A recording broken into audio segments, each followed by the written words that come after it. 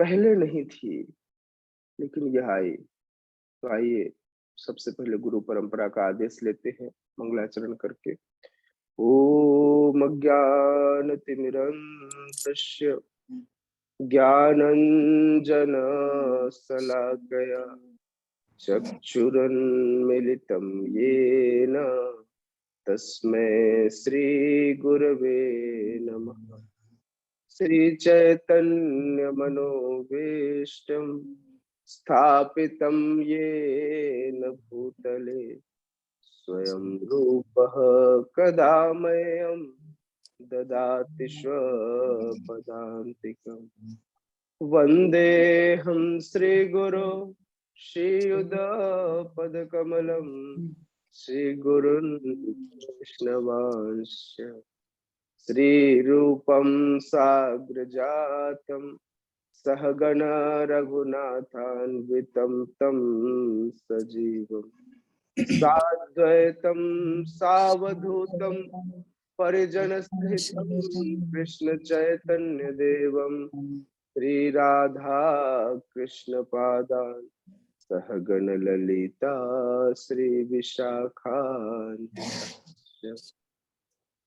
नमो विष्णुपादाय कृष्ण पृष्ठाय भूतले श्रीमते भक्ति वेदांत स्वामिन् इति नामिने। नमस्ते सारस्वती देवे गौरवाणी प्रचारिणे निर्विशेष शून्यवादी पाश्चात्य देशतारिणे। ओ महावदान्याय कृष्ण प्रेम प्रदायते कृष्णाय कृष्ण चैतन्य नामने गौरत्विषे नमः। हे कृष्ण करुणा सिंधु दीनबंधु जगतपते गोपेश गोपिका कांत राधा कांत नमोस्तुते। तप्त कांचन गौरांगी राधे वृंदावनेश्वरी वृषभानुसुते देवी प्रणमामि हरिप्रिये। वाञ्छाकल्पतरुभ्यश्च कृपा सिन्धुभ्यैव च पतितानां पावनेभ्यो वैष्णवेभ्यो नमो नमः। जय श्री कृष्ण चैतन्य प्रभु नित्यानंद श्री अद्वैत गदाधर शिवासादि गौर भक्त वृंद। हरे कृष्णा कृष्णा कृष्णा हरे हरे, हरे राम राम राम हरे हरे। हरे कृष्णा। सो अक्षय तृतीया महोत्सव जो कि कल से शुरू हुआ है, तृतीया तिथि से ही, और कल की जो तिथि थी अक्षय तृतीया, यह अत्यंत शुभ, कहते हैं कि यह इतना ऑस्पिशियस है कि आपको इसकी ऑस्पिशियोसिटी चेक करने के लिए किसी के पास भी जाने की आवश्यकता नहीं। आप, यह अपने आप में स्वयं सिद्ध तिथि कहलाती है ना। और पूरे साल में इस तिथि के दिन आप कोई भी नया काम, कोई भी शुभ कार्य, विवाह, गृह प्रवेश बिना किसी से पूछे भी आप कर सकते हैं। यदि किसी कार्य की शुरुआत आज के दिन से की जाए, अर्थात अक्षय तृतीया के दिन से, तो उस कार्य की निर्विघ्नता अपने आप में बरकरार रहती है। कुछ बहुत इंपॉर्टेंट थिंग्स हैं जो हम सबको जानने चाहिए इस अक्षय तृतीया के बारे में, जिसमें यह अक्षय तृतीया, अक्षय अर्थात जिसका कभी क्षय न हो, ब्रह्मा जी के पुत्र का अवतरण दिवस यह कहा जाता है, जिनका नाम अक्षय कुमार था। मां अन्नपूर्णा का जन्म भी आज के दिन ही अक्षय तृतीया के दिन माना जाता है। चिरंजीवी परशुराम का जन्म भी इस दिन ही हुआ था, इसलिए आज परशुराम जी की भी जयंती है। और इस प्रकार से कुबेर जी को खजाना भी आज के दिन ही प्रोवाइड किया गया था। माँ गंगा का अवतरण दिवस भी आज ही माना जाता है और सूर्य देव ने माता द्रौपदी को पांडवों सहित अक्षय पात्र आज के ही दिन प्रोवाइड किया था। वेद व्यास जी ने गणेश जी द्वारा महाभारत महाकाव्य की रचना की जो प्रारंभ है वह भी आज की तिथि से की थी।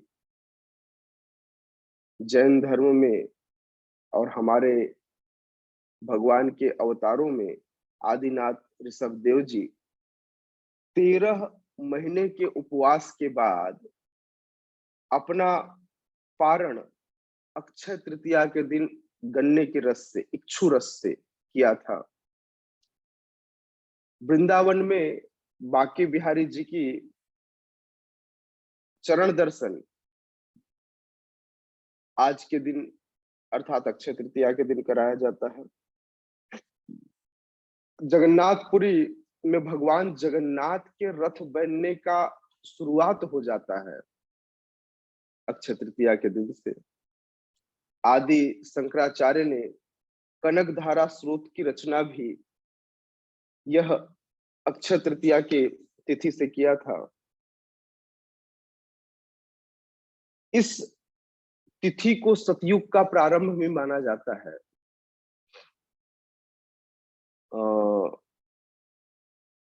जो जौ है, जौ का अवतरण, जो कि आपको पता होगा हवन में सबसे मूल एलिमेंट कहा जाता है जब हवन करते हैं। तो त्रेता युग में, त्रेता युग का युग धर्म था आहुति करना, है ना, यज्ञ करना।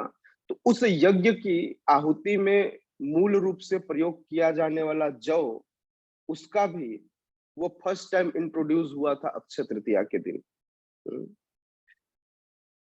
अक्षय तृतीया स्वयं सिद्ध तिथि है। महाभारत युद्ध की शुरुआत भी अक्षय तृतीया के दिन से हुई थी, है ना। और इस प्रकार से यह अक्षय तृतीया अपने आप में समस्त प्रकार के भौतिक विघ्नों को दूर करने वाली और आध्यात्मिक ऊर्जा को लाने वाली ऐसी तिथि है जो कि भगवान को भी बहुत प्रिय है ना। तो इसलिए भगवान के चरण कमलों में हमें प्रार्थना करनी चाहिए। और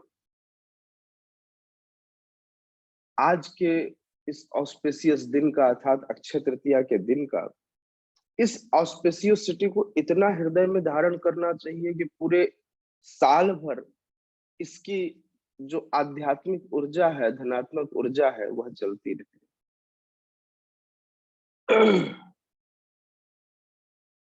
यह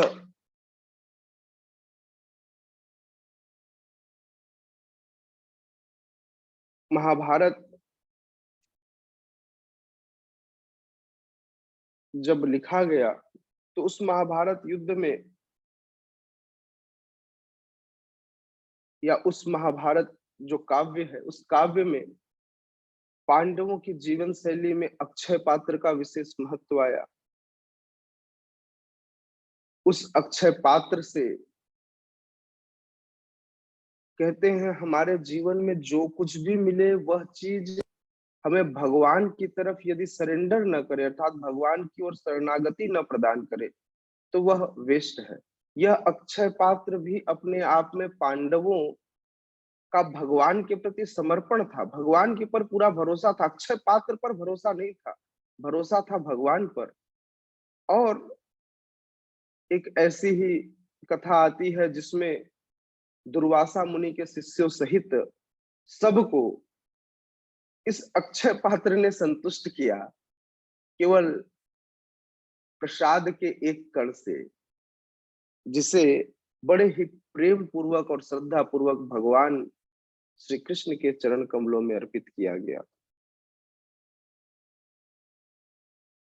यदि आप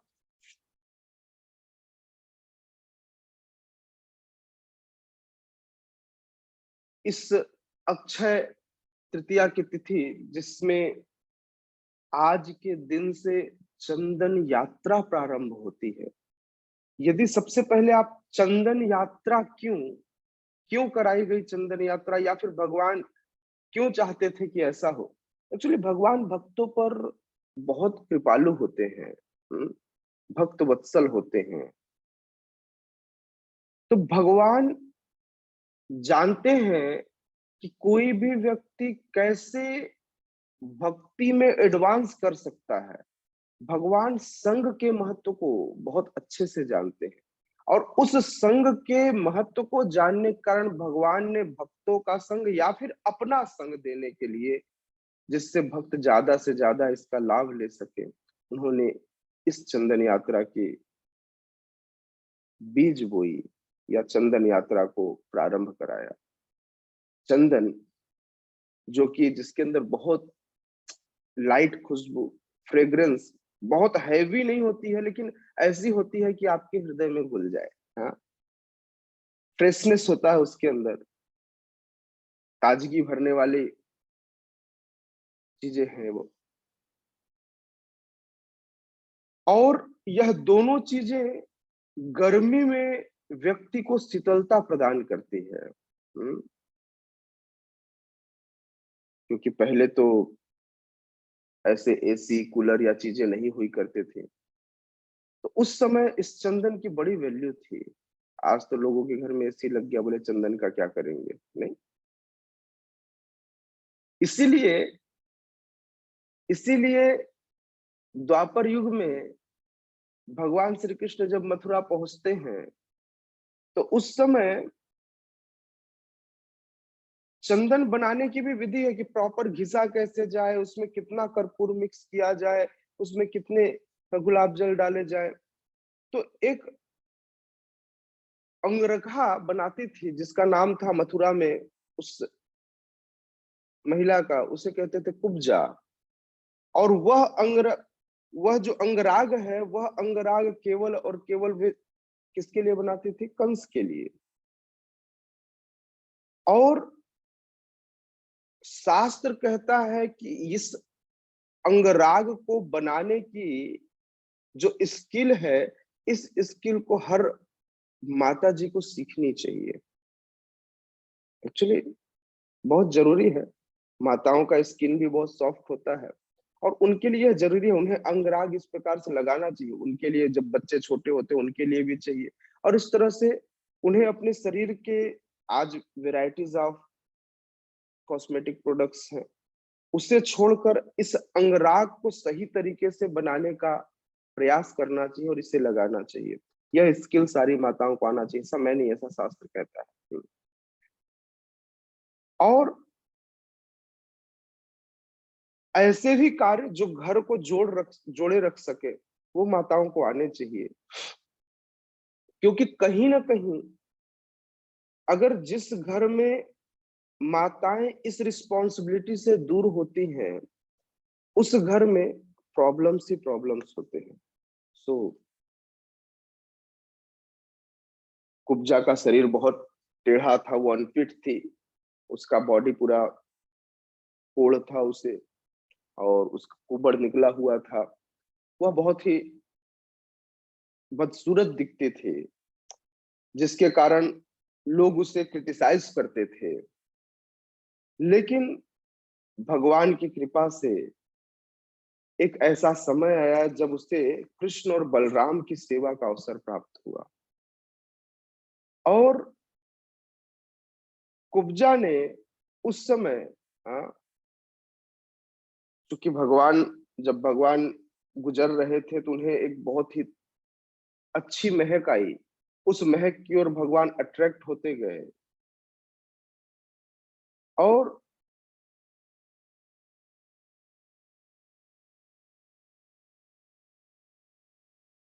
भगवान उस समय जब उस स्मेल से अट्रैक्ट हुए, तब उन्होंने कुब्जा के पास अप्रोच किया और बोला कि तुम ये चंदन लेके कहाँ जा रही हो? इस चंदन को या इस लेपन को मुझे क्यों नहीं लगा देती?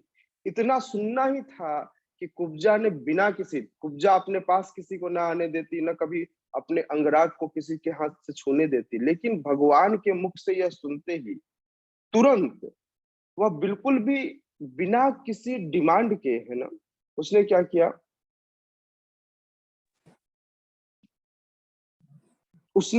उसने तुरंत लगाने को तैयार हो गया। लेकिन कृष्णा जब किसी से कुछ लेते हैं ना, तो कृष्णा हमेशा देने के लिए तैयार रहते हैं।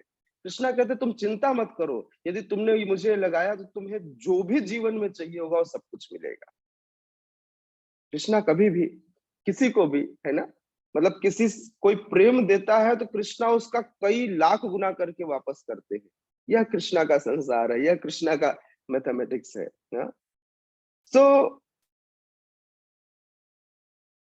जब उसने भगवान श्री कृष्ण और बलराम को देखा तो बड़ी बेविल्डर हो गई। लेकिन फिर भी उसने समय व्यतीत नहीं किया और इंस्टेंट जो अंगराग वे राजमहल में कंस के लिए लेके जा रहे थे, उस अंगराग को तुरंत उसने कृष्ण के शरीर पर मल दिया। और उसी समय कृष्ण ने उसकी सेवा का फल, इस चंदन को भगवान के शरीर में मलने का फल दिया।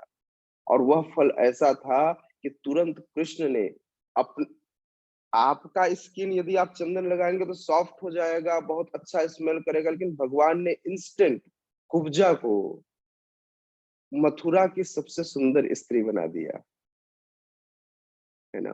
यह भगवान ने इंस्टेंट रिप्लाई किया। बाकी क्या दिया वो तो बाद में सोचेंगे, लेकिन ये इंस्टेंट भगवान का एक तोहफा था जो कुब्जा के लिए था। ओके, चलिए बढ़ते हैं माधवेंद्रपुरी पाद की कथा की ओर, जिसके लिए मुझे आज ये क्लास दिया गया है ना? भगवान चैतन्य महाप्रभु, हाँ, चैतन्य महाप्रभु वृंदावन से, मायापुर से पहले तो वे वृंदावन गए और वृंदावन से वे अपने साथियों के साथ जगन्नाथपुरी के लिए निकलते हैं, अपने 4 साथियों के साथ। जब वे वहां निकलते हैं, तब वे रास्ते में रेमुना पहुंचते हैं। और रेमुना में जैसे ही गोपीनाथ जी के दर्शन करते हैं, गोपीनाथ के दर्शन करते ही वे मुग्ध हो जाते हैं। और उनके दर्शन करने के लिए भगवान के आंखों से करते ही भगवान के आंखों से अश्रु गिरने लगते हैं।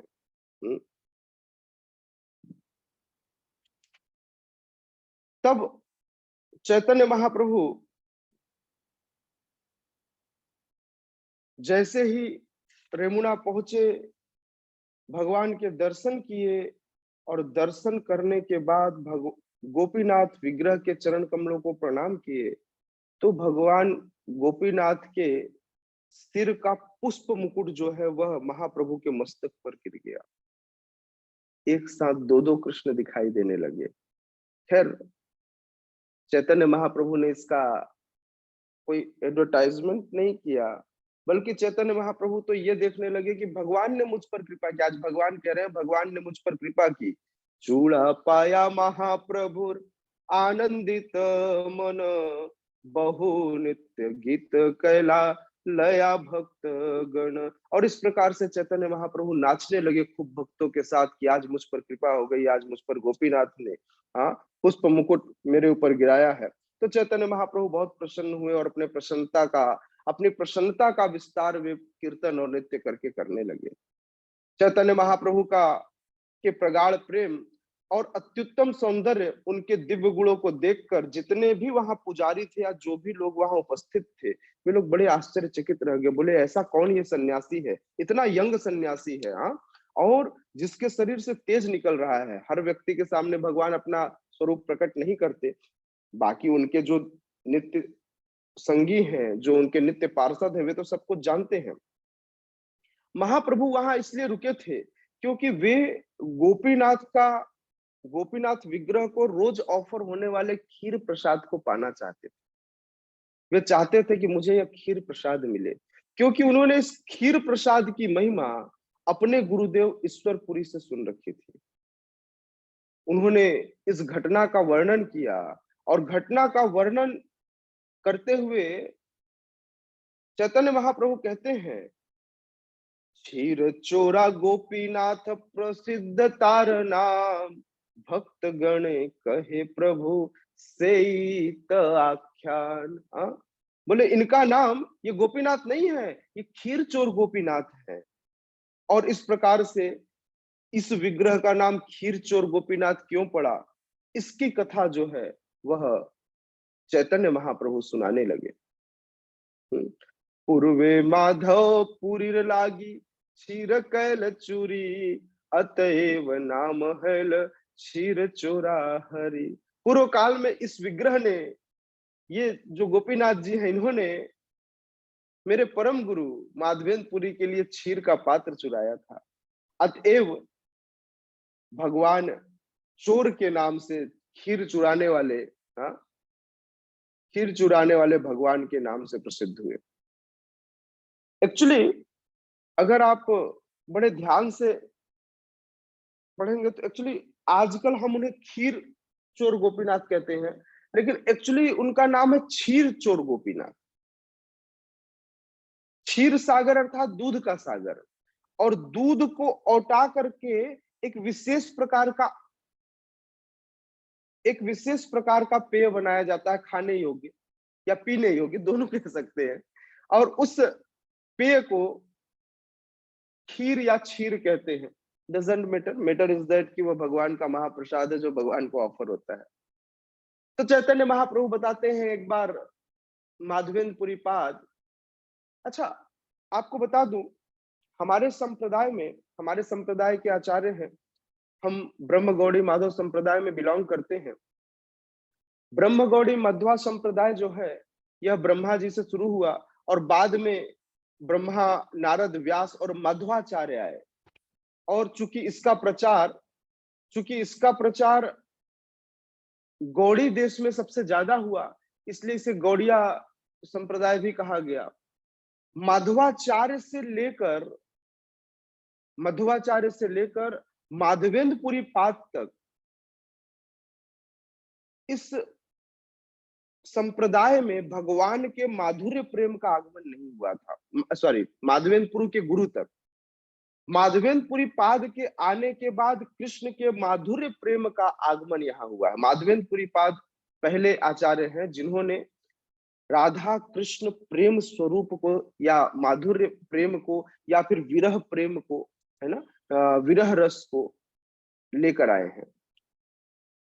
तो इसलिए इससे मतलब आप मध्वाचार्य के बाद पद्मनाभ, नरहरि, माधव, अक्षोभ्य, जय तीर्थ, ज्ञान सिंधु, दयानिधि, विद्यानिधि, राजेंद्र, जयधर्म, पुरुषोत्तम, ब्रह्माण्य तीर्थ, व्यास तीर्थ, लक्ष्मीपति, इतने लोगों ने राधा कृष्ण ये डायरेक्ट भगवान कृष्ण की सेवा में लगे रहे। लेकिन जो ये युगल प्रेम का या युगल विग्रह का जो परंपरा चला, यह माधवेंद्रपुरी पाद लेकर आए। माधवेंद्रपुरी पाद भगवान के प्रेम को प्रदर्शित करने के आचार्य माने गए हमारे इस ब्रह्म गौड़ी माधव संप्रदाय में। तो माधवेंद्रपुरी पाद के बारे में बताते हुए कहते हैं चैतन्य महाप्रभु कि पूर्व काल में इस विग्रह ने माधवेंद्रपुरी पाद के लिए खीर चुराया। ये वही माधवेंद्रपुरी पाद है जो एक बार वृंदावन धाम पहुंचे और वहां घूमते घूमते गोवर्धन पर्वत पर पहुंचे। गोवर्धन पर्वत की परिक्रमा करने लगे। माधवेंद्रपुरी पाद बड़े उन्मत्त थे, नाचते जाते, गाते जाते, और इसका भी उन्हें ध्यान नहीं रहता कि कब दिन हो रहा है, कब रात हो रहा है। कभी वो उठते तो कभी बैठते, कभी भूमि पर गिर जाते, और इस प्रकार से लगातार वे भगवान की सेवा में भगवान का नाम संकीर्तन करते हुए ब्रज में इधर से उधर चल रहे हैं, गोवर्धन की परिक्रमा कर रहे हैं। गोवर्धन की परिक्रमा करते करते वे पहुंचे गोविंद कुंड के नजदीक। वहां उन्होंने स्नान किया। चूंकि संध्या का समय था तो वे विश्राम करने लगे, और विश्राम करते करते वे क्या हो गए, वो वहीं नीचे बैठ गए, एक पेड़ के नीचे। जब वे वृक्ष के नीचे बैठे थे, तभी एक अज्ञात ग्वाल बाल आ गया, जिसके हाथ में दूध का पात्र था, और माधवेंद्रपुरी पार के सामने रखकर बोला, हंसने लगा और हंसते हुए बोलता है, पूरी एई दुग्ध लया पान कर तुम्हें, मांगिए नाही खाओ कि बा करो ध्यानो। हे माधवेंद्रपुरी, कृपया मेरे द्वारा लाया हुआ दूध पी लो। आप खाने के लिए भोजन क्यों नहीं लोगों से मांग लगते? ये किस प्रकार का ध्यान करते हो आप?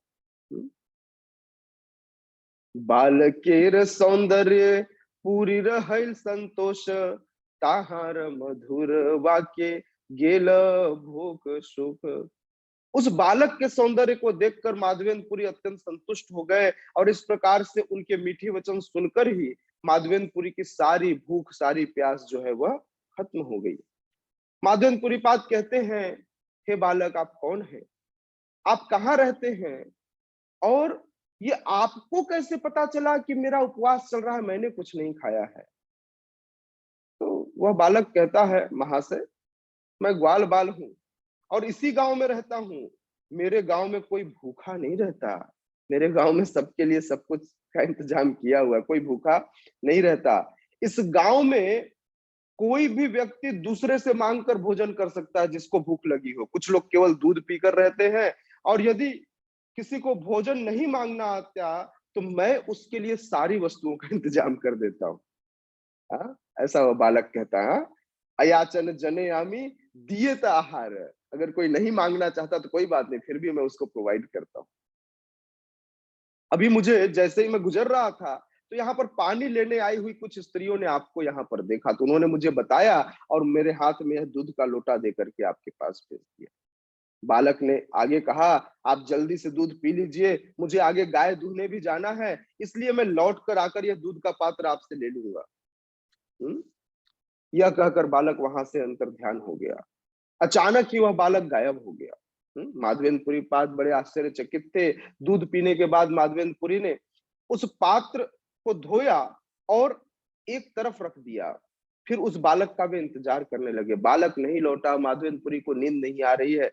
वे भक्तों को नींद नहीं आती, बीमार होते हैं तो क्या करते हैं, मंत्र का जाप करते हैं। माधवेंद्रपुरी पाद को भी नींद नहीं आ रही थी, तो गोविंद कुंड में बैठे वहीं वृक्ष के नीचे वे भगवान के नाम का जप करते रहे। रात्रि समाप्त होने को आई, उसी समय उन्हें थोड़ी सी झपकी आ गई, और जैसे ही झपकी आई तो उनके अवचेतन मन काम करने लगे, अर्थात वो स्वप्न देखने लगे। स्वप्न में उन्होंने देखा, स्वप्ने देखे से ही बालक सम्मुख हैया, एक कुंजे लया गेल हाथे ते धरिया। माधवेंद्रपुरी पाद ने देखा कि वही बालक उनके सामने आ गया, और उस बालक उनका हाथ पकड़ करके उन्हें जंगल की एक कुंज की ओर ले जाने लगा। बालक ने माधवेंद्रपुरी को वह कुंज दिखाया और कहा, मैं उसी कुंज में रहता हूँ, अतएव मुझे कड़ाके की ठंड लगती है, मुझे बरसात का भी सहन करना पड़ता है, मैं भीग जाता हूँ, मुझे बहुत गर्मी भी यहाँ लगती है। हाँ, मुझे बहुत कष्ट हो रहा है। तो आप माधवेंद्रपुरी कृपा करके गांव वाले लोगों को लेकर आओ और इस झाड़ी से मुझे निकालो, और इस प्रकार से तुम मुझे इस पर्वत की चोटी पर अवस्थित कर देना। बालक ने आगे कहा, वहां पर एक सुंदर सा मंदिर भी बनवा देना। इसके बाद जब मुझे वहां ले जाना तो मुझे पर्याप्त शीतल जल से स्नान कराना, मेरा शरीर स्वच्छ कराना। मैं बहुत दिन तोमार पथ करी निरीक्षण, कबे आसी माधवामा करीबे सेवन। मैं बहुत दिनों से तुम्हारी बाट देखता रहा हूँ और सोचता रहा हूँ कि कब माधवेंद्रपुरी आएंगे और मेरी सेवा करेंगे। भगवान स्वयं इंतजार कर रहे हैं। सोचिए, एक ऐसे भक्त का क्या सौभाग्य होगा जिसके लिए भगवान इतने दिन से झाड़ियों में छुपे हुए हैं। तुम्हारा प्रेम वसे करी सेवा अंगीकार, दर्शन दिया निस्तारिब सकल संसार। मैं तुम्हारे प्रेम भाव के कारण ही मैंने तुम्हारी सेवा स्वीकार की है, और मैं इस प्रकार जो प्रकट होऊंगा तो यह केवल केवल तुम्हारे कारण है, और मेरा दर्शन करके समस्त सकल संसार, निस्तारी व सकल संसार, सारे पतित लोगों को मैं उद्धार करूंगा। श्री गोपाल नाम मोर गोवर्धन धारी, ब्रजेर स्थापित आमी यहाँ अधिकारी। मेरा नाम गोपाल है, मैं वही गोपाल हूं जिसने गिरि गोवर्धन को धारण किया। गोवर्धन को धारण करने वाला मैं ही हूं, मेरी स्थापना वज्र ने की थी। हाँ? और मैं यहाँ का अधिकारी भी हूँ। जब मुसलमानों का आक्रमण हुआ तो मेरी सेवा करने वाले पुजारी ने मुझे इस जंगल के कुंज में छुपा दिया, और आक्रमण के भय से वह यहाँ से भाग खड़ा हुआ। पुजारी के जाने के बाद तभी से मैं इस कुंज में रह रहा हूँ। यह अच्छा हुआ कि तुम आ गए, अब कृपा करके मुझे सावधानी से यहाँ से निकालो। यह कहकर बालक अंतर्ध्यान हो गया, और जैसे बालक अंतर्ध्यान हुआ माधवेंद्रपुरी की नींद खुली, और वे सोचने लगे कि ये कैसा स्वप्न था। माधवेंद्रपुरी पश्चाताप करने लगे कि मेरे सामने साक्षात कृष्ण आए, लेकिन मैं उनको पहचान न सका। मुझसे बड़ा अभागा कौन होगा। यह कहकर वो प्रेमावश होकर के भूमि पर मूर्छित होकर गिर पड़े। किंतु उन्हें अपनी कर्तव्य का भान आया कि मुझे भगवान ने आदेश दिया है, मैं इस तरह से भूमि पर नहीं पड़ा रह सकता। एक ही क्षण वे मूर्छित हुए और दूसरे ही क्षण उठ खड़े हुए। माधवेंद्रपुरी पाद रोते रहे, लेकिन उसके बाद उन्होंने गोपाल की आज्ञा पूरी करने के लिए अपना चित्त स्थिर किया, और वे शांत हो गए। प्रातः काल स्नान करने के बाद माधवेंद्रपुरी गांव में गए और गांव के लोगों को एकत्र किया और इस प्रकार कहने लगे, ग्रामेर ईश्वर तोमार गोवर्धन धारी, कुंजे आछे चल तारे बाहिर ये करी। तो क्या बताते हैं कि इस गांव के स्वामी, इस गांव के रक्षक गोवर्धन धारी कुंज में पड़े हुए हैं, आइए चलकर हम उन्हें क्या करते हैं, बाहर निकालें। इस प्रकार से भगवान को बाहर निकालने के लिए माधवेंद्रपुरी पाद ने सारे लोगों को इकट्ठा किया, और घनी झाड़ियों के बीच वे जंगल में प्रवेश करने के लिए निकल चले, हाथ में कुदाल लेकर के, हाथ में टंगिया लेकर के काटने के लिए, ताकि जंगलों को साफ करके वे आगे बढ़े। और इस प्रकार से जब वे कुंज के निकट साफ करते हुए पहुंचे तो उन्होंने देखा, ठाकुर देखिल माटी त्रिने अच्छा दिल, देखी सब लोक हैल आनंदे विस्मिल। जब उन्होंने अर्चा विग्रह को धूल और घास से ढका देखा तो सबके सब बड़े आश्चर्य से भर गए, और उन्होंने देखा कि अर्चा विग्रह अंदर से चमक रहे हैं। हालांकि उनके ऊपर धूल लगा हुआ है, लेकिन जब उठाने का प्रयास किया तो विग्रह बड़े भारी लगे, बोले इसे एक दो व्यक्ति नहीं उठा सकते। तब महाबलिष्ठ लोक एकत्र करिया, पर्वत ऊपरी गेल पूरी ठाकुर लया। तब जाकर के बहुत सारे बलविष्ठ लोगों को, जो मस्त ऐसे बॉडी बिल्डर हुआ करते थे नहीं, जो उस समय अखाड़े में हुआ करते थे, ऐसे भक्तों को लेकर आया गया, और ऐसे खूब सारे भक्तों ने मिलकर गोपाल जी को उठाया। अच्छा, मैं बता दूं, ये गोपाल जी वही है जो आज नाथद्वार में है। ये गोपाल जी वही हैं, उन्हीं की कथा चल रही है जो अभी नाथद्वार में अवस्थित है। ये सामान्य गोपाल जी नहीं है। बाद में जब फिर से आक्रमण हुआ तो चैतन्य महाप्रभु के काल में, उसके बाद चैतन्य महाप्रभु के काल के बाद ये इस विग्रह को शिफ्ट कर दिया गया नाथद्वार, है ना, ताकि उनकी सेफ्टी हो सके, है ना। पाथरेर सिंहासन ठाकुर बसाइला, बड़ एक पत्थर पृष्ठे अवलिंब दिला। तो इस प्रकार से एक बड़े से पत्थर पर ठाकुर जी को अवस्थित किया गया, और उनके पीछे भी एक पत्थर रख दिया गया ताकि विग्रह उनके सहारे पर खड़े हो सके। तभी गांव के सारे जो ब्राह्मण थे, पुरोहित थे, वे सारे 9 घड़े में खूब सारा जल लेकर आ गए और गोविंद कुल का जल लाए, और इस प्रकार से 900 घड़े जल लाए गए। बिगुल और ढोल बजने लगी, स्त्रियां गाने लगी। प्रतिष्ठा उत्सव के समय कुछ लोग गा रहे थे, कुछ लोग नाच रहे थे, कुछ लोग कीर्तन कर रहे थे, दूध लाया गया, दही लाया गया, घी लाया गया, और इस प्रकार से उत्सव शुरू हो गया। वहां पर खूब सारे व्यंजन आए, मिठाइयां आई, खूब सारे उपहार आए, और इस प्रकार से अब इन सब का वर्णन करना बहुत मुश्किल है, क्योंकि 56 भोग नहीं था, 56,000 56 लाख भोग था, एक दो भोग नहीं थे। इस तरह से भगवान का अरेंजमेंट था। है ना, एक फिस्ट जो भगवान ने स्वयं अरेंज किया है, खुद आने का समय निश्चित किया, खुद रहने का जगह निश्चित किया, सब कुछ खुद से निश्चित किया। और इस प्रकार से भगवान जो है क्या कर रहे हैं, भगवान के सामने 56,000 भोग लगे हैं, है ना। तुलसी आदि पुष्प वस्त्र आइल अनेक, आपने माधव पुरी कैल अभिषेक। इस प्रकार से खूब सारा विविध प्रकार के पुष्प, तुलसी दल, सब कुछ और नए नए वस्त्र ले आए गए। तब माधवेंद्रपुरी पाद ने स्वयं भगवान को अभिषेक कराया और इस प्रकार से भगवान का अभिषेक विशेष मंत्रों से, चिंतामणि प्रकर सद्मसु कल्प वृक्ष, लक्षावृत्तेषु सुरभिरभिपालयन्तम, लक्ष्मी सहस्र शत संभ्रम सेव्यमानम, गोविंदमादि पुरुषम तमहम भजामि। इस प्रकार से जैसा कि हरि भक्ति विलास में लिखा गया है और बतलाया गया है कि जब अर्चा विग्रह को दूध दही अथवा जल दिया जाए तो उस समय इस तरह से ब्रह्म संहिता का गान करना चाहिए। और इसी मंत्रों के गान के साथ आज माधवेंद्रपुरी क्या कर रहे हैं, अभिषेक कर रहे हैं। याद रखिएगा, हमारे यहाँ जो कुछ भी हमारे यहाँ पूजा अर्चन में जो भी विधि प्रयोग की जाती है वो हमारे आचार्यों की दी हुई है ना। तो इस प्रकार से जब मंत्रों का खूब उच्चारण हुआ तो मंत्रोच्चारण से वहां के सारे अमंगल दूर हो गए और भगवान का अभिषेक चलने लगा।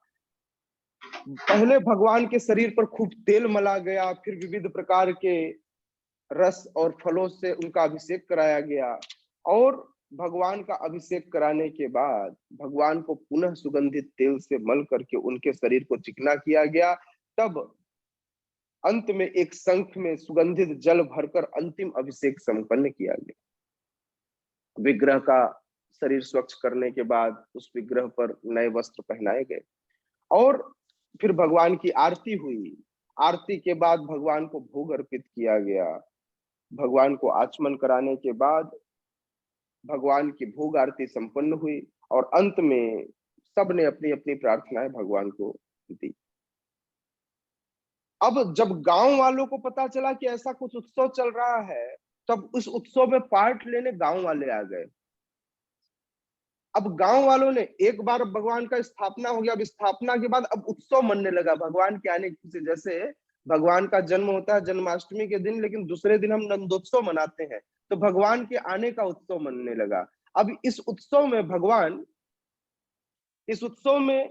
भगवान के लिए चावल, दाल, आटा और इस प्रकार से खूब पुड़ियां खूब बड़े बनाई गई और पुनः एक अन्नकूट बना दिया गया आज भगवान।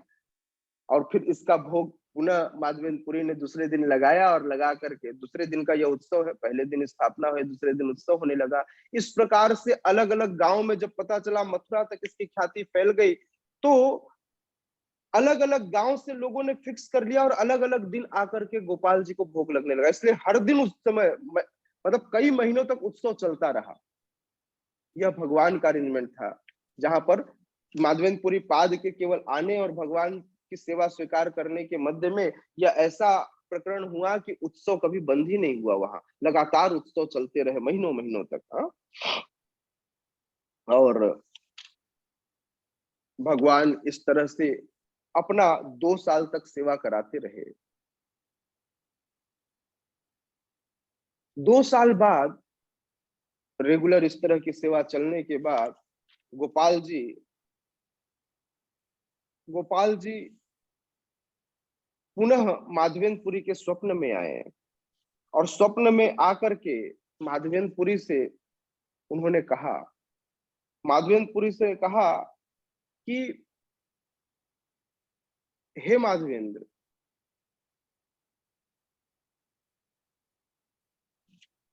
मैं बहुत दिनों तक मैंने सूर्य की तपिश सहन की है गर्मी में, मुझे अब बड़ा कष्ट हो रहा है, मेरे शरीर की ज्वलन शांत नहीं हो रही है, तो कृपया एक काम करो कि मेरी इस शरीर की तपिश शांत करो। तो माधवेंद्रपुरी बोलेंगे, मैं कैसे शांत करूं, मुझे क्या आता, आप बताओ करना क्या है। गोपाल कहे पूरी आमार ताप नाही आयो, मलयज चंदन लेप तबे से जुड़ाय। कहते हैं मेरे शरीर का ताप अभी कम नहीं हुआ है, तुम मलय प्रदेश में जाओ और वहां से चंदन लाओ और मुझे शीतल बनाने के लिए मेरे शरीर पर इस चंदन का लेपन करो। हम्म? मलयज आन या नीलाचल है ते, अन्य है ते नहे तुम्हें चल है त्वरित। बोले तुम्हें जगन्नाथपुरी जाना पड़ेगा, तुम जगन्नाथपुरी जाओ और वहां से चंदन लाओ, तुरंत जाओ, क्योंकि यह काम मैं किसी और से नहीं चाहता, इसलिए तुम्हें स्वयं ही जाना होगा। मैं किसी और से यह सेवा नहीं कराना चाहता, तुम्हें ही जाना होगा। हाँ, स्वप्न देखी पूरी गोसाई हैल प्रेमावेश, प्रभु आज्ञा पाई बारे गेला पूर्व देश। यह दूसरी बार है जब गोपाल जी ने उन्हें दर्शन दिया है स्वप्न में। गोपाल जी ने स्वप्न में दर्शन दिया। गोपाल जी स्वयं साक्षात भी दर्शन दे चुके हैं और 2 बार स्वप्न में हो गया। तो इस स्वप्न को देखकर माधवेंद्रपुरी गोस्वामी भगवत प्रेम के भाव में अत्यंत प्रसन्न हुए और भगवान का आदेश पालन करने के लिए गोपाल जी की सारी यहाँ पर सेवा की व्यवस्था कर वे बंगाल जाने के लिए पूर्व की ओर निकल चले। चलने के पूर्व माधवेंद्रपुरी ने सारी व्यवस्थाएं की और जब माधवेंद्रपुरी चलते चलते शांतिपुर पहुंचे तो शांतिपुर में वे अद्वैताचार्य से मिले। अद्वैताचार्य उनको देख करके बड़े हर्षित हुए और अद्वैताचार्य ने माधवेंद्रपुरी से दीक्षा देने की प्रार्थना की और दीक्षा देने के बाद माधवेंद्रपुरी पुनः आगे की ओर बढ़ गए। शास्त्र कहता है कि बा विप्र की बा न्यासी केन गुरु नये, जय कृष्ण तत्ववेत्ता से गुरु है। यहाँ तुरंत माधवेंद्रपुरी पाद को अद्वैताचार्य ने अपने गुरु के रूप में स्वीकार किया। उन्हें पता था ये कौन है, ये वे हैं जो कृष्ण को जानते हैं, यही मुझे कृष्ण से मिला सकते हैं, है ना। तो इसलिए शास्त्र कहता है कोई चाहे ब्राह्मण हो, सन्यासी हो या शूद्र हो, इससे कोई फर्क नहीं पड़ता। फर्क इससे पड़ता है कि क्या वह कृष्ण तत्व में दक्ष है। यदि वह दक्ष है तो वह गुरु बन सकता है। और इस प्रकार से यात्रा करते करते यहाँ से निकले माधवेंद्रपुरी और माधवेंद्रपुरी पाद पहुंचे कहाँ, रेमुना। जब रेमुना में पहुंचे, रेमुना में पहुंचने के बाद उन्होंने गोपीनाथ जी को देखा। विग्रह की सुंदरता को देखकर, गोपीनाथ जी की सुंदरता को देखकर वे भाव विभोर हो गए और मंदिर के प्रेयर हॉल में जहां पर लोग अर्चा विग्रह का दर्शन करते हैं, माधवेंद्रपुरी ने खूब कीर्तन किया और खूब नृत्य किया। फिर वे वहां बैठ गए और उन्होंने एक ब्राह्मण से पूछा कि मुझे जरा बताइए कि भगवान यहाँ पर अत्यंत प्रसन्न दिखाई दे रहे हैं, आप भगवान को क्या भोग लगाते हैं। और प्रबंध की उत्कृष्टता से माधवेंद्रपुरी ने अनुमान लगाया कि निश्चित रूप से यहाँ पर भगवान को बड़े उत्तम उत्तम भोजन लगाए जाते होंगे। क्यों ना मैं पुजारी से पूछूं और गोपीनाथ जी के लिए जो भोग बनता है वैसा ही भोग मैं वहां गोपाल जी के लिए तैयार कराऊं। और इस इच्छा से उन्होंने सारी जानकारी उस ब्राह्मण पुजारी से ले ली। तभी ब्राह्मण पुजारी ने सारी व्यवस्थाओं को बताते हुए बताया कि संध्या समय अर्चा विग्रह को मिट्टी के 12 पात्रों में खीर का भोग लगाया जाता है। क्योंकि उसकी जो स्वाद है वह अमृत के समान है, इसलिए उसे कहा जाता है अमृत केली। क्या कहा जाता है? अमृत केली। यह खीर सारे जगत में गोपीनाथ खीर के नाम से विख्यात है। ऐसी खीर दुनिया में अन्यत्र कहीं भी अर्पित नहीं की जाती। हिन काले से ही भोग ठाकुरे लागिले, सुनी पूरी गोसाई किछु मने विचारिले। जब माधवेंद्रपुरी ब्राह्मण पुजारी से बातें कर रहे थे तभी खीर का भोग अर्चा विग्रह के सामने से ले जाया गया। यह सुनकर माधवेंद्रपुरी ने कुछ इस प्रकार विचार किया, यदि मुझे बिना मांगे ही खीर, थोड़ी खीर मिल जाए तो मैं भी उसे चख लूं और ऐसी ही खीर अपने गोपाल जी के लिए मैं तैयार कराऊं। जब माधवेंद्रपुरी को खीर चखने की इच्छा हुई तो उन्हें बड़ी लज्जा आ गई कि अभी तो भगवान ने इसे ग्रहण तक नहीं किया और मैं उसे खाने के बारे में सोचने लगा। यह तो अपराध है। हाँ? तब वे इस प्रकार भगवान विष्णु का चिंतन कर रहे थे। तब भोग का अर्पण समाप्त हो गया और आरती शुरू हो गई। आरती के बाद माधवेंद्रपुरी बड़े ग्लानि में भरे हुए भगवान को नमस्कार करते हैं और मंदिर से बाहर चले गए। उन्होंने किसी से कुछ नहीं कहा। पहले यह नियम बनाया गया, इसलिए आज भी जब भगवान के सामने भोग जाता है तो हम उसे कपड़े से ढक कर लेकर जाते हैं, ताकि किसी की नजर न पड़े उसके अंदर क्या है। क्योंकि कई बार हमको देख करके, आज भी हम इमली देख ले तो मुंह में पानी आ जाता है, नहीं, पानी पूरी देख कर मुंह में पानी आ जाता है। क्यों क्यों आ जाता है? क्योंकि हृदय में सारी हमारी प्रवृत्तियां संचित हैं और ऐसी इच्छाएं हो जाती हैं। तो माधवेंद्र पुरीपाद की ऐसी कोई इच्छा नहीं थी, लेकिन उन्हें बड़ी ग्लानि हो रही थी कि मैंने भगवान से पहले कैसे सोच लिया। कहते हैं अगर कोई ऐसा सोच ले तो वो झूठा हो जाता है। हालांकि यहाँ झूठा नहीं हुआ है, क्योंकि माधवेंद्र पुरीपाद भगवान के लिए ऐसा सोच रहे हैं। लेकिन फिर भी हमें जब भोग जाता रहे तो हमें अपने सेंसेस पर, अपने नेत्रों पर कंट्रोल करना चाहिए। हमें भोग की ओर ऐसे निहारना नहीं चाहिए। कहीं गलती से इच्छा हो गई तो भोग जूठा हो जाएगा, फिर भगवान को अर्पित करने लायक नहीं रह जाएगा। इसलिए भोग बनाते समय आपको बड़े सावधानी से और बड़े प्रेम वश बनाना चाहिए, है ना, भगवान के लिए बनाना चाहिए।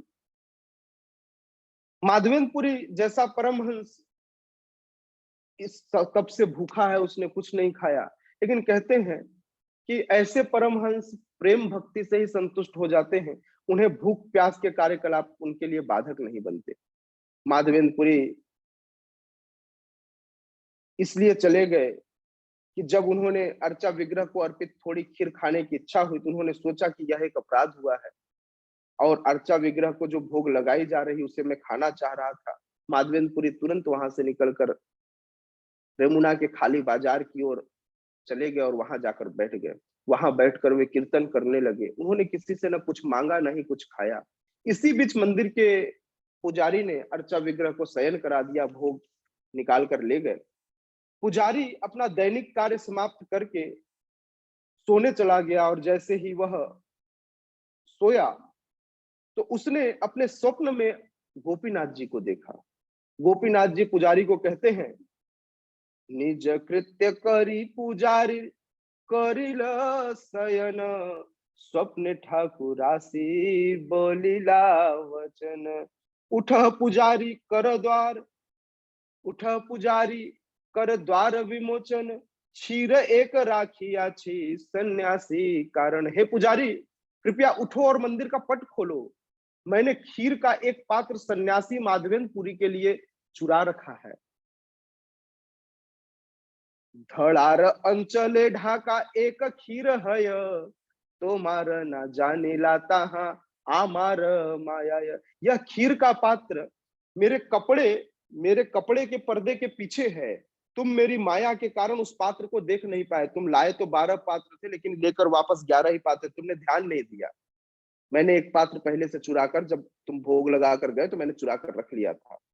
और उन्होंने बताया कि माधवेंद्रपुरी अभी जाकर के एक निर्जन बाजार में बैठे हुए हैं। तुम जल्दी से इस खीर के पात्र को लो और उठा करके जाकर इसे तुरंत उस सन्यासी को दे दो। जैसे स्वप्न पूरा हुआ, पुजारी बड़ी छटपटाहट में उठा और उसने सोचा मैं कक्ष में कैसे जाऊं, मैं तो लगभग 1 घंटे से ऊपर सो गया।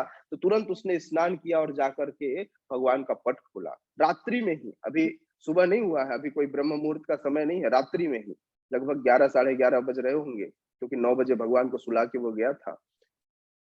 और तुरंत उसने जैसे ही भगवान ने जो स्थान बताया था उसने पर्दा हटाया तो देखा कि अभी भी एक खीर का पात्र यही पड़ा हुआ है।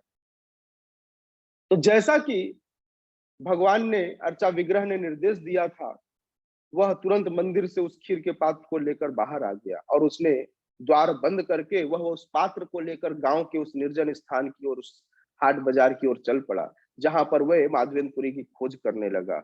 और हाथ में खीर लेकर के वह कहने लगा, क्षीर लय ए यार नाम माधवपुरी, तोमा लागी गोपीनाथ क्षीर कैल चूरी। बोले वह पुजारी खीर का पात्र हाथ में लेकर पुकारने लगा और कहता है, जिसका नाम माधवेंद्रपुरी है वो आकर यह पात्र ले जाए। क्या कहता है? जिसका नाम माधवेंद्रपुरी है वह आकर यह पात्र ले जाए। गोपीनाथ ने तुम्हारे लिए इस खीर पात्र की चोरी की है। हाँ? जब यह सोचिए, क्या कह रहे हैं, भगवान ने आपके लिए चोरी की है। भगवान ने आपके लिए चोरी की, मतलब यह शब्द ही बड़ा अजीब है कि भगवान ने आपके लिए चोरी की है, आप ये खीर आकर ले जाओ। हाँ? भगवत गीता में भगवान कहते हैं, न माम दुष्कृतनो मूढ़ा प्रपद्यन्ते नराधमा मायया प्रहित ज्ञाना आसुरम भावमाश्रित। बोले जो निपट मूर्ख हैं, जो अधम हैं, जिनका ज्ञान माया द्वारा हर लिया गया है, ऐसे आसुरिक प्रवृत्ति के लोग मेरी शरण में कभी नहीं आते।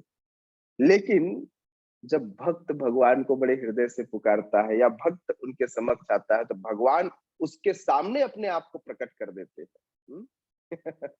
तो इस तरह से पुजारी आगे कहता है, क्षीर लया सुख तुमी करह भक्षणे, तोमा सम भाग्यवान नाही त्रिभुवने। पुजारी कहता है, क्या माधवेंद्रपुरी नाम का सन्यासी यहाँ पर है? कृपया आकर यह पात्र ले जाए और अत्यंत सुख पूर्वक इस पात्र से भगवान का वह प्रसाद खाए, क्योंकि मुझे लगता है आपसे बड़ा भाग्यशाली इस तीनों लोकों में कोई और नहीं है। इत सुनी पूरी गोसाई परिचय दिल, क्षीर दिया पुजारी तारे दंडवत हेल। यह निमंत्रण सुनकर माधवेंद्रपुरी तुरंत सामने आ गए और उन्होंने अपना परिचय दिया कि मैं ही माधवेंद्रपुरी हूं। तब पुजारी ने उन्हें खीर का पात्र दिया, और जैसे खीर का पात्र दिया, अभी तक तो हाथ में खीर था तो प्रणाम नहीं किया, जैसे पात्र उनको अर्पित किया वैसे ही उनके चरणों में वो दंडवत गिर गया। हा? और तब माधवेंद्रपुरी पाद को उस पुजारी ने, जो भी उसके साथ पिछले 3-4 घंटों में हुआ था, सारी कथा विस्तार से बतलाई और बताया। और जब यह बात सुना तो माधवेंद्रपुरी पाद बिल्कुल आनंद में मग्न हो गए। कृष्ण प्रेम का भावन माद था और वह ऐसा लगा कि वे अभी मूर्छित हो जाएंगे। उनके जब प्रेम भाव का लक्षण उस पुजारी ने देखा तो बड़ा आश्चर्यचकित हो गया कि यह दिव्य पुरुष कहां से आ गया है। उनकी समझ में नहीं आ रहा था कि कृष्ण उनके प्रति इतने कृतज्ञ क्यों हो गए थे। और उन्होंने देखा कि कृष्ण का यह कार्य उपयुक्त था, निश्चित रूप से यह इतना दिव्य व्यक्ति है कि ऐसा ही होना चाहिए। हाँ, इसके लिए ऐसे व्यक्ति के लिए कृतज्ञता कृष्ण को होनी चाहिए। इत बलि नमस्कार करिला गमन, आवे से करिला पुरी से क्षीर भक्षण। माधवेंद्रपुरी को नमस्कार करके वह पुजारी अपने मंदिर में वापस लौट गया। तब भावावेश में माधवेंद्रपुरी ने कृष्ण द्वारा वह प्रदत्त खीर खाया। और उसके बाद खाने के बाद माधवेंद्रपुरी पाद जो उसकी उनके पास मिट्टी का बर्तन बचा, उस बर्तन को उन्होंने तोड़ तोड़ कर अपने कपड़े में बांध लिया और इस प्रकार से उस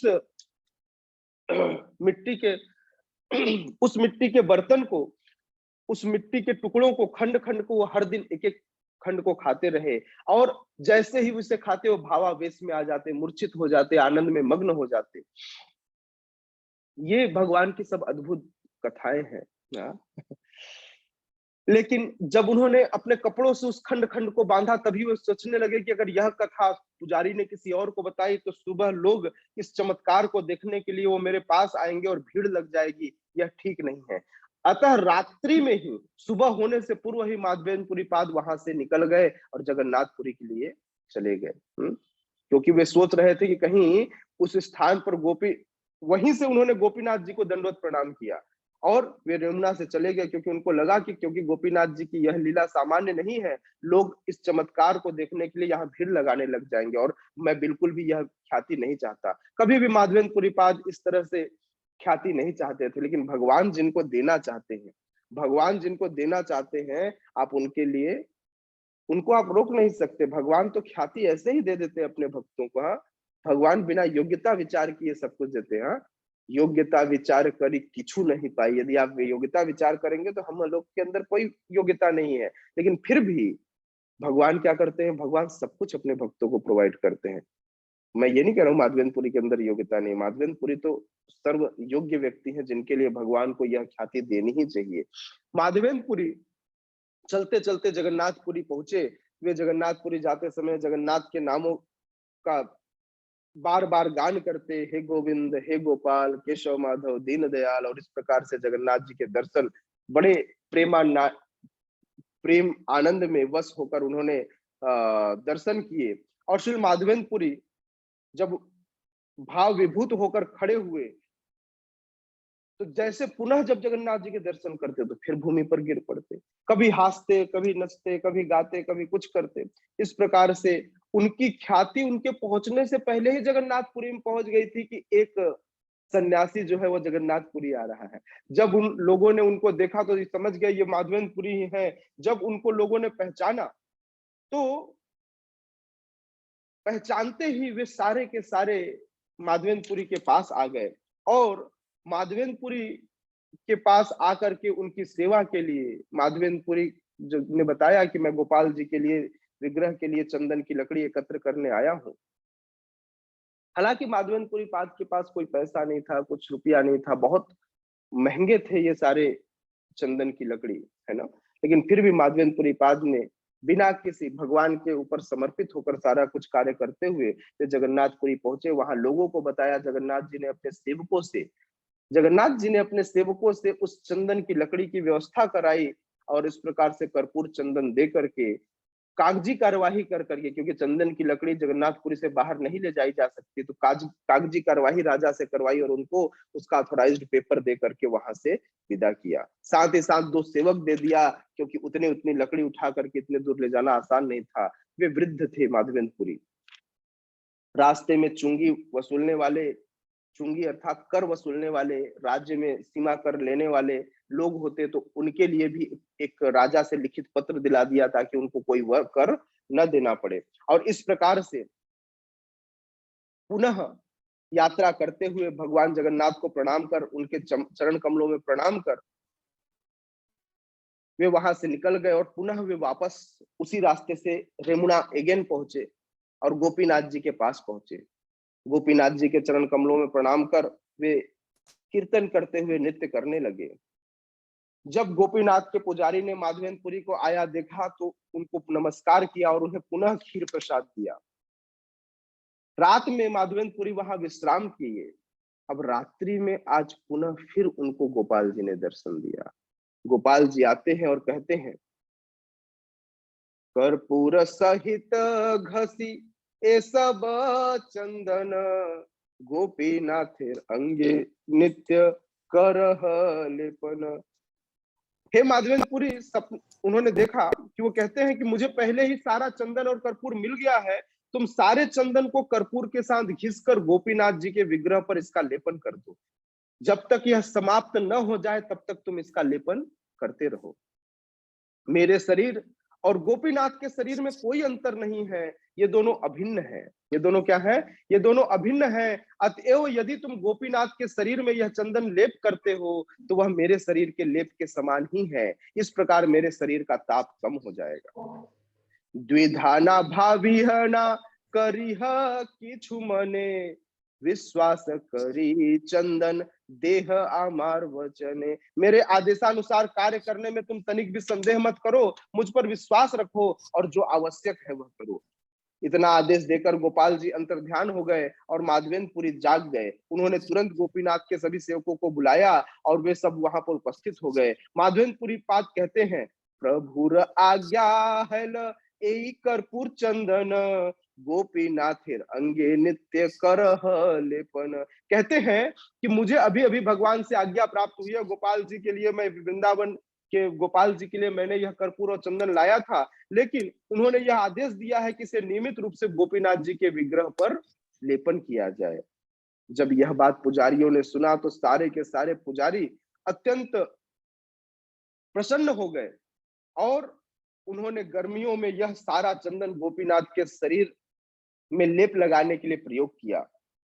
पूरी कहे एई दुई घुसे बे चंदन, आर जना दुई देह दिब ये वेतन। बोले तुम चिंता मत करो, इन दोनों का वेतन मैं दूंगा, ये दोनों यहाँ पर चंदन घिसेंगे। अब देखिए, इसका मतलब यह है कि भगवान की सेवा कराने के लिए वेतन भी देना पड़े। तो यहाँ पर एक सिद्धांत स्थापित कर रहे हैं माधवेंद्रपुरी पाद कि यदि भगवान की सेवा वेतन देकर भी करानी पड़े तो हमको कराना चाहिए। बोले चिंता मत करो, लेकिन ये पूरा चंदन, क्योंकि चंदन घिसना आसान नहीं है, 1 घंटा घिसेंगे तो इतना सा चंदन निकलेगा, है ना। तो चंदन घिसना आसान नहीं था। तो इस प्रकार माधवेंद्रपुरी पाद ने बोला कि आप चंदन घिसवाओ, ये 2 व्यक्ति ले लो और उनका वेतन मैं दूंगा, लेकिन भगवान को रोज चंदन लगना चाहिए। इस प्रकार से प्रतिदिन तक गोपीनाथ जी को चंदन घिसकर लेप किया जाता रहा और इस प्रकार से गोपीनाथ के जितने सेवक गण थे, मतलब जो पुजारी थे, वे अत्यंत प्रसन्न हुए। इस प्रकार से पूरा चंदन समाप्त होने तक गोपीनाथ के श्री विग्रह पर चंदन का लेप होता रहा। माधवेंद्रपुरी तब तक वहीं पर रहे, माधवेंद्रपुरी वहां से गए नहीं जब तक। उसके बाद गर्मी के अंत में पुनः भगवान का आदेश प्राप्त होता है कि आप वृंदावन मत आइए, आप जगन्नाथपुरी चले जाइए। और वे वहां से बड़े ही आनंद से वे क्या करते हैं, चतुर्मास बिताने के लिए कहा जाते हैं जगन्नाथपुरी। श्रीमुखे माधव पुरी अमृत चरित, भक्त गणे सुनाया प्रभु करे आस्वादित। इस तरह चैतन्य महाप्रभु ने माधवेंद्रपुरी के अमृतमय गुणों की प्रशंसा की और जब वे यह सब भक्तों को सुना रहे थे तो उन्होंने स्वयं भी इसका खूब आस्वादन किया और इस कथा को सुनकर अपने हृदय में खूब आनंद का अनुभव किया। चैतन्य महाप्रभु ने कहा, माधवेंद्रपुरी इतने भाग्यशाली थे कि साक्षात भगवान उनके सामने दूध लेकर प्रकट हुए। हाय मैं कितना गिरा हुआ हूँ। भगवान ने माधवेंद्रपुरी को स्वप्न में भी 3 बार दर्शन दिया। माधवेंद्रपुरी के प्रेम से वशीभूत होकर भगवान कृष्ण गोपाल के विग्रह के रूप में प्रकट हुए और उनकी सेवा स्वीकार करके भगवान ने सारे जगत का उद्धार किया। यह भगवान की विशेष कृपा है। यार लागी गोपीनाथ क्षीर कैल चूरी, अतएव नाम क्षीर छोरा करे। माधवेंद्रपुरी के कारण ही भगवान गोपीनाथ ने खीर का पात्र चुराया। इस तरह वे क्षीर चोर गोपीनाथ के नाम से विख्यात हुए। खीर चोर गोपीनाथ की जय। तो माधवेंद्रपुरी ने गोपीनाथ के श्री विग्रह पर चंदन का लेप किया और इस प्रकार वे भगवत प्रेम से विह्वल हो गए। किंतु मुसलमानों द्वारा शासित प्रांत में चंदन तथा कर्पूर को यात्रा करके ले जाना बहुत मुश्किल था। इस कारण माधवेंद्रपुरी को कष्ट में हो सकते थे, इसलिए गोपाल जी बड़े प्रसन्न हुए कि मैंने जो कुछ कहा वह माधवेंद्रपुरी ने सुना।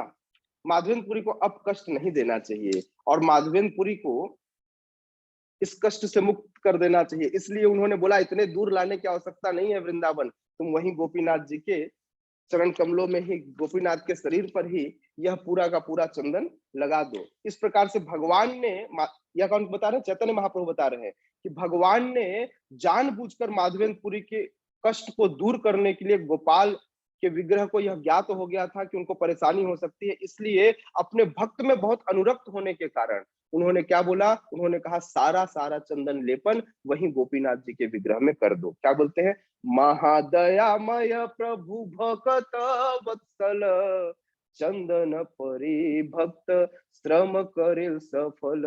तो इस प्रकार से इस श्रम को सफल किया और वहीं गोपीनाथ जी के शरीर में ही इस पूरे चंदन को लगवा दिया। पूरी प्रेम परा काष्ठा करह विचार, अलौकिक प्रेम चित्ते लागे चमत्कार। चैतन्य महाप्रभु नित्यानंद प्रभु से कहते हैं कि हे नित्यानंद प्रभु, हे महाप्रभु, आप देखिए कि कितने असाधारण है माधवेंद्रपुरी, जिनके लिए इतनी आश्चर्यजनक घटनाएं स्वयं भगवान कर रहे हैं। यह चैतन्य महाप्रभु नित्यानंद प्रभु आपस में बात कर रहे हैं।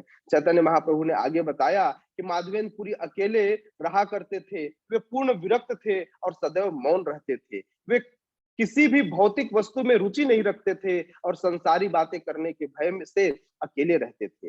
गोपाल जी का दिव्य आदेश पाकर इस महाप्रभु ने मांग कर चंदन एकत्र करने हेतु हजारों मील की यात्रा की, पैदल यात्रा की, है ना, और अपने निजी सुख को त्याग दिया, भूखे रहे, कभी भी अपने खाने के लिए उन्होंने भिक्षा नहीं मांगी। इस प्रकार से इस विरक्त पुरुष ने गोपाल जी के निमित्त चंदन का भार वहन किया, है ना। चंदन का भार कितना था, 82 पाउंड, थोड़ा मोड़ा नहीं, 82 पाउंड भार था उसका, और 20 तोला कर्पूर, और इतना लेकर के चलना आसान नहीं था, लेकिन फिर भी भगवान के प्रेम का दिव्य आनंद उनके लिए पर्याप्त था। माधवेंद्रपुरी भगवान से बड़े उत्कट प्रेम करते थे और उत्कट स्वाभाविक प्रेम, भगवत प्रेम का यह परिणाम होता है कि भक्त कभी भी निजी असुविधाओं को ध्यान नहीं रखता। उसके लिए तो सब परिस्थिति में केवल भगवान की सेवा करना ही मुख्य काम है। तो इसके लिए कोई फर्क नहीं पड़ता कि मुझे भूख लगी है, मुझे चीज मिली है अथवा नहीं मिली है। उसके लिए तो केवल इतना ही है कि वह क्या करे? वह केवल भगवान की सेवा में लगा रहे, ये न किन प्रकारेण।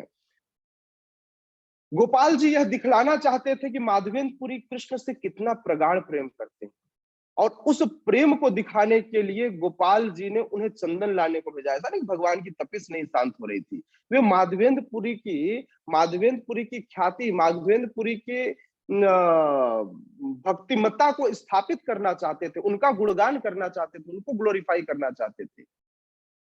इसलिए माधवेंद्रपुरी के कष्ट को देखते हुए गोपाल ने बोला, नहीं, बहुत मैंने परीक्षा ले ली, अब यहीं चंदन घिसवा के लगवा देना चाहिए। पूर्ण पुरुषोत्तम भगवान गोपाल ने माधवेंद्रपुरी के उत्कट प्रेम की परीक्षा करने के लिए उन्हें नीलाचल से चंदन लाने का आदेश दिया, और जब माधवेंद्रपुरी इस परीक्षा में खड़े उतरे तो भगवान उन पर बहुत कृपालु हो गए। भक्त और भगवान के बीच, भगवान श्री कृष्ण के बीच में ऐसा ही प्रेम भक्ति में ऐसे व्यवहार का जो ऐसा व्यवहार है, इसका प्रदर्शन दिव्य है।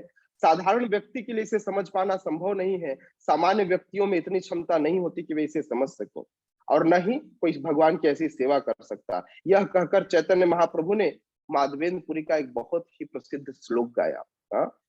यह श्लोक चंद्रमा के समान है, इसने सारे जगत को प्रकाशमान किया। यह श्लोक क्या है? यह श्लोक आप लोग सुनना चाहेंगे? ओके, यह श्लोक सुनिए, बड़े ध्यान से सुनिएगा, है ना। एक श्लोक है जो श्रीमती राधा रानी भी इसी तरह का श्लोक गाती थी, लेकिन यह वह श्लोक नहीं है, लेकिन एज इट इज लगभग वैसा ही श्लोक है। जिस प्रकार से चंदन को जितना निरंतर घिसे उतना उसकी सुगंध बढ़ती जाती है, उसी तरह से इस श्लोक का यदि कोई मनन करे तो इसकी महत्ता लोग रोज समझ पाएंगे। जितना मनन करेंगे उतना इसका वैल्यू समझ में आएगा। जिस प्रकार से कौस्तुभ मणि को अत्यंत मूल्यवान माना जाता है, उसी तरह से भक्ति के रस से संबंधित काव्य के इस श्लोक को सर्वोत्तम माना गया है। यह सर्वोत्तम श्लोक है।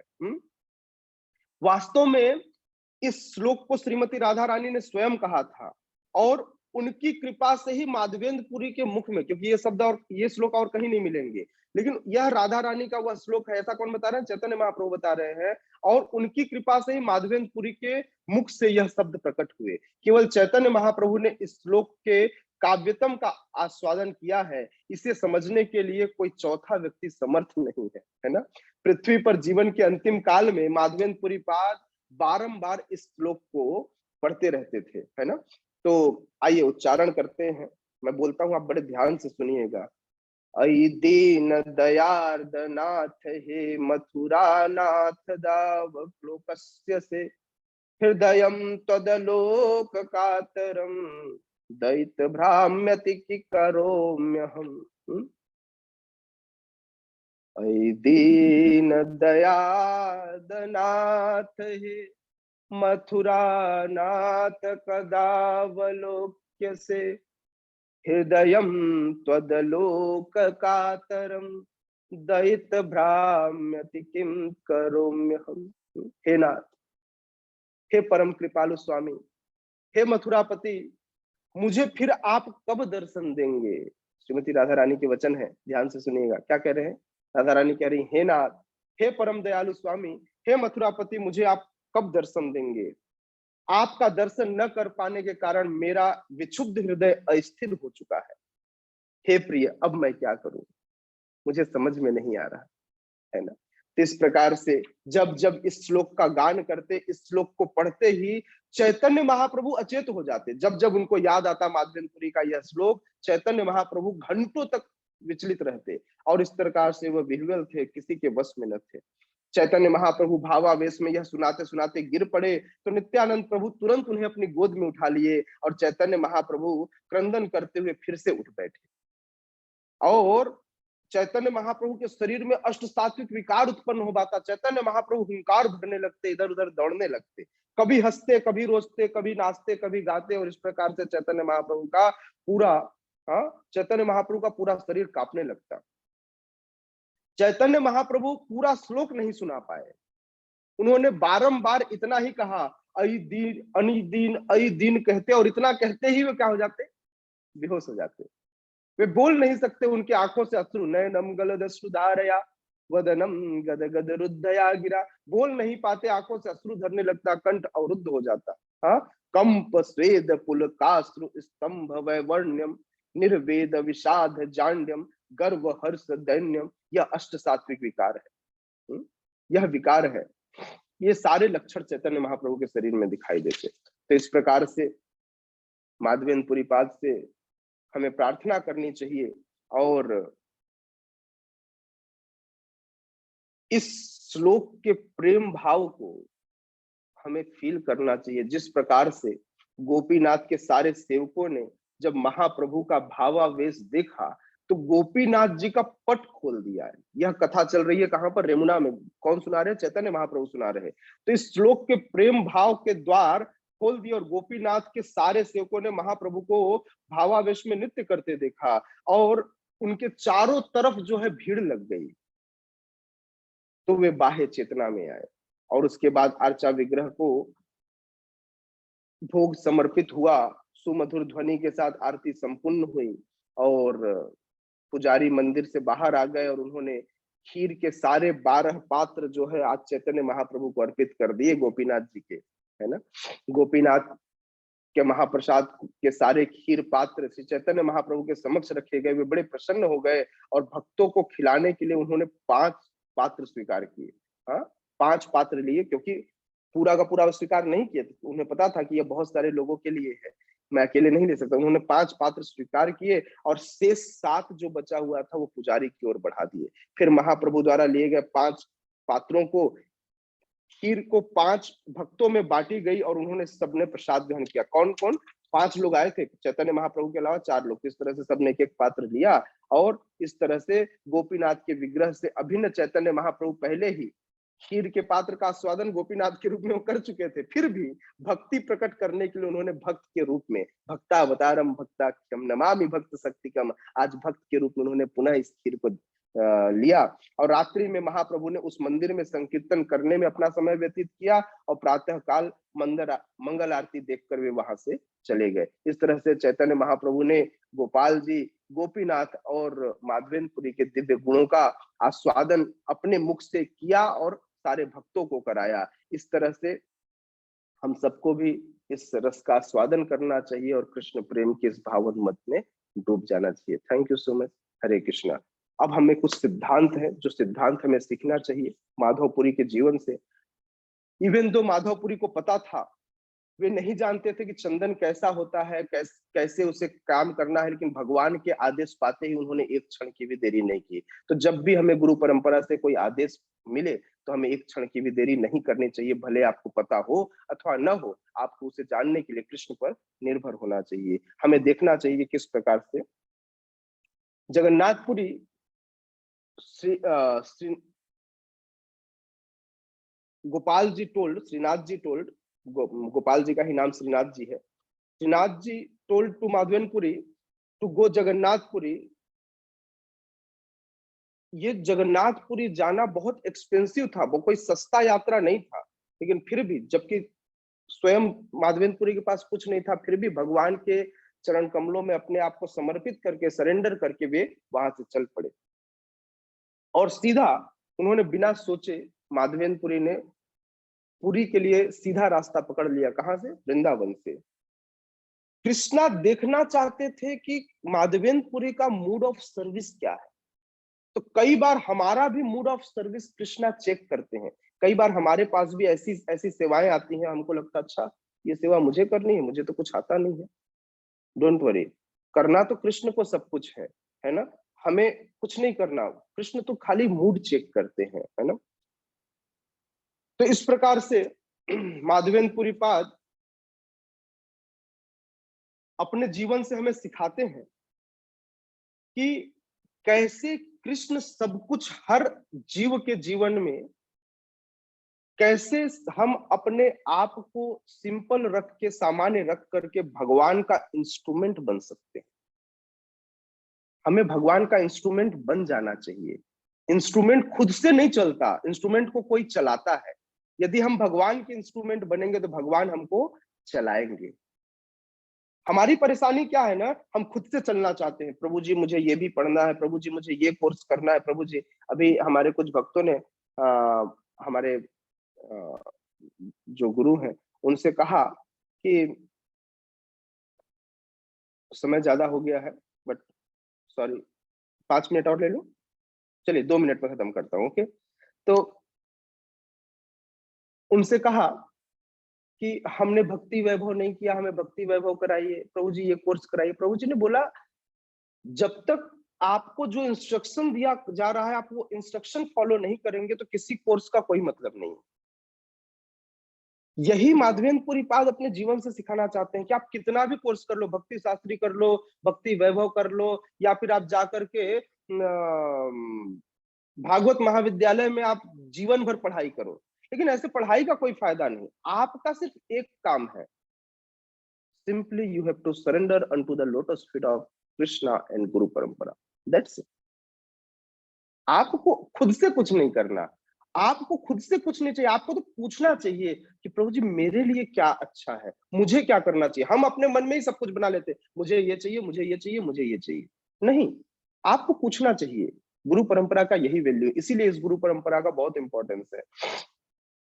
तो इस तरह से अपने आप को इस तरह सोचना चाहिए, I am good for nothing but for हुम I am doing is good for everything. समझ में आ रहा है कैसा मूड होना चाहिए? जस्ट मूड कैसा होना चाहिए? ऐसा मूड होना चाहिए, आपको सोचना चाहिए I am good for nothing but for हुम I am doing is good for everything, that's a mood. ये मूड होना चाहिए कि मेरे अंदर कोई अच्छी चीज नहीं है, लेकिन मैं जिनके लिए कार्य करने जा रहा हूं ना, मैं जिनके लिए काम करने जा रहा हूं, उनके लिए सब कुछ अच्छा ही होगा, क्योंकि उन्होंने मुझे अपना इंस्ट्रूमेंट चुना है। नहीं, पूरी श्रद्धा होनी चाहिए। जिस प्रकार से श्रद्धा माधवेंद्रपुरी पाद का था, माधवेंद्रपुरी पाद को इंस्ट्रक्शन मिला कि don't come, didn't come back in Vrindavan, तो वे नहीं आए, वे वहीं जगन्नाथपुरी में रुक गए। भगवान का जो आदेश हुआ उन्होंने उस आदेश को सिरोधार्य किया, है ना। और तब वहीं रह करके उन्होंने बार बार इस अंतिम श्लोक का अपने जीवन में उच्चारण किया, और इस प्रकार से वे परम धाम को, भगवत धाम को, इसको रिसाइट करते करते ही वो परम धाम को प्राप्त हुए। Thank you so much. आप सब इतने समय तक पेशेंसफुली सुनते रहे, इसके लिए श्री माधवेंद्रपुरी पाद की जय, श्री गोपाल जी की जय, श्री गोपीनाथ जी की जय, जगत गुरु श्री प्रभुपाद की जय। कमाल कृष्ण प्रभु की जय। जय। बहुत धन्यवाद प्रभु जी का, बहुत अच्छा और बहुत ही इंस्पायरिंग ये कथा। कल भी सुनी, कल भी भावावेश हो गए, आज भी सुन के बहुत बहुत अच्छा लगा, आनंद लगा, और मैं आशा करता हूँ सभी भक्तों को अच्छा लगा होगा। और ये शिक्षा जरूर लेके जाएं कि हमको इंस्ट्रूमेंट बनना है। ये बहुत इम्पोर्टेंट है इस शिक्षा से, कि कैसे होगा, क्या होगा, मेरे में सक्षमता नहीं है, कैपेसिटी नहीं है, कौन कराएगा, पॉसिबल ही नहीं है, ये सारे विचार आने ही नहीं चाहिए। बस शरणागति आनी चाहिए। बस जिन्होंने बोला है उन्होंने कुछ सोच के बोला होगा, मेरे को सोचने की जरूरत नहीं है कैसे होगा क्या होगा, अब वो सोचेंगे कैसे क्या होगा, मैं तो इंस्ट्रूमेंट हूँ, चुपचाप करते चलूं। तो इस तरह का भाव रखना हमेशा हमारे को। और नो डाउट हमारे इस कमाल कृष्ण प्रभु जी हमारे स्पिरिचुअल गाइड और हमारे प्रीचर, और इनकी आदेश के अनुसार ही हम जो है अपनी भक्ति हो चाहे हमारी जीवन हो उसको आगे बढ़ाएं। बहुत बहुत धन्यवाद प्रभु जी का, जो इतना समय दिया, प्रभु जी ने रिक्वेस्ट हमारी एक्सेप्ट की, उसके लिए बहुत बहुत धन्यवाद। अगेन प्रभु जी के चरण कमलों में मेरा वंदन। Thank you so much, thank you so much प्रभु जी कि आपने मुझे सेवा का अवसर प्रदान किया। आप सबको दिन सुखमय हो, आप सब भक्ति में दिन उत्तर उत्तर वृद्धि करें, इसी कामनाओं के साथ। Hare Krishna. Thank you so much. एक प्रभु जी छोटा सा एक ये था कि ये इसका कहाँ से प्रभु जी, ये इस चैतन्य चरितामृत में कौन से कहाँ पे वर्णन है, तो एक बार सब भक्तों को बता दें तो वो नोट कर लें आगे के लिए। बस चैतन्य चरितामृत में मध्य लीला अध्याय 4 श्री माधवेंद्रपुरी की भक्ति नामक चैप्टर है। अध्याय 4 मध्य लीला। सब नोट कर लीजिए। तो चैतन्य चरितामृत मध्य लीला अध्याय 4 में आप माधवेंद्रपुरी जी की भक्ति या पूरी कथा आती है। आप ये वहां से ध्यान से पढ़ सकते हैं, सुन सकते हैं और पुनः इस प्रेम का, इस प्रेमानंद का अनुभव कर सकते हैं। ठीक है, तो मेरे ख्याल से आज क्वेश्चंस लेना, अगर किसी का है तो एक आध अगर क्वेश्चन कोई पूछना चाहे तो पूछ सकता है, अदरवाइज क्लास को क्लोज करते हैं। गुरुजी दंडवत प्रणाम। मेरा छोटा सा क्वेश्चन है, माधवेंद्रपुरी पाल कौन सा संप्रदाय से आता है? हमारे ही संप्रदाय से, ब्रह्म गौड़ी माधव संप्रदाय से। जी जी, हमारे ही संप्रदाय से, ब्रह्म गौड़ी माधव संप्रदाय से। चैतन्य महाप्रभु के गुरु थे ईश्वरपुरी, और ईश्वरपुरी के गुरु जो थे वो माधवेंद्रपुरी पाद है। तो इस तरह से गुरु परंपरा है। ठीक जी, ठीक है, तो आज का सेशन क्लोज करते हैं। सब मिलके एक बार हरे कृष्ण महामंत्र बोलते हैं और धन्यवाद प्रकट करते हैं कमाल कृष्ण प्रभु जी का। हरे कृष्णा हरे कृष्णा कृष्णा हरे हरे हरे राम राम राम हरे हरे। भक्त वृंद की जय जगत गुरु शील प्रभुपाद की जय जय निताय गौर प्रेमानंदे हरि हरि हरि बोल।